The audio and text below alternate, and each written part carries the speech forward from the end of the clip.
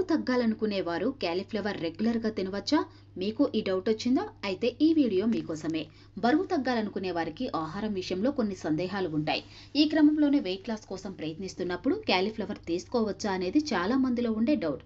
దానికి సమాధానం ఇక్కడ తెలుసుకోండి. బరువు తగ్గేందుకు ప్రయత్నిస్తున్న వారు ఏం తినాలో ఏం తినకూడదు అని ఆలోచిస్తూ ఉంటారు. ఎందుకంటే వెయిట్ లాస్ అయ్యేందుకు డైట్, వ్యాయామం చాలా ముఖ్యం.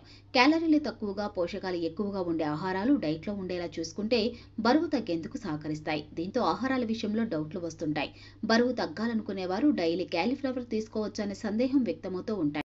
బరువు తగ్గాలనుకునేవారు రెగ్యులర్ గా క్యాలీఫ్లవర్ తినొచ్చు. ఇందులోని ఫైబర్ సహా మరిన్ని పోషకాలు ఇందుకు సహకరిస్తాయి. వెయిట్ లాస్ కు క్యాలీఫ్లవర్ చాలా ఉపయోగపడుతుంది.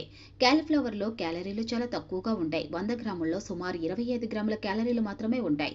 దీనివల్ల క్యాలీఫ్లవర్ కాస్త ఎక్కువగా తిన్నా క్యాలరీ కౌంట్ పెరగదు. ఇది తింటే చాలా సేపటి వరకు కడుపు నిండిన ఫీలింగ్ ఉంటుంది. మాటికి ఆకలి కాకుండా ఎక్కువ తినకుండా చేయగలదు. బరువు తగ్గాలంటే క్యాలరీలు తక్కువగా తీసుకోవడం ముఖ్యం. ఇక క్యాలీఫ్లవర్ లో ఫైబర్ మెండుగా ఉంటుంది. కప్ క్యాలీఫ్లవర్ లో సుమారు 2 గ్రాముల డైటరీ ఫైబర్ ఉంటుంది. జీర్ణక్రియను కాస్త నెమ్మదింపజేసి కడుపు ఫుల్లుగా ఉన్న భావనను క్యాలీఫ్లవర్ ఇస్తుంది.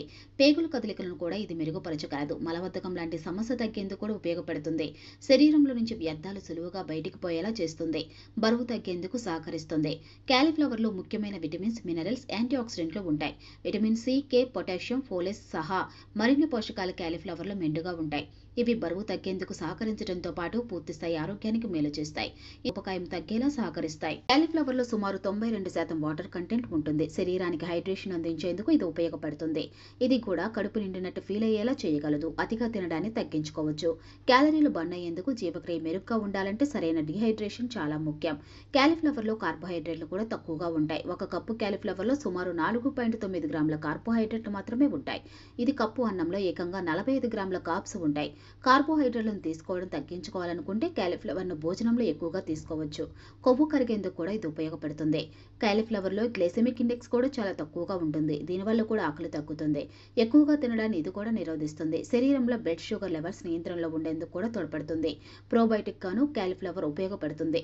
దీంతో పేగుల ఆరోగ్యానికి మేలు జరుగుతుంది. జీర్ణ వ్యవస్థ మెరుగవుతుంది. మొత్తంగా బరువు తగ్గాలనుకునే వారు రెగ్యులర్ గా డైట్ లో క్యాలీఫ్లవర్ తినవచ్చు.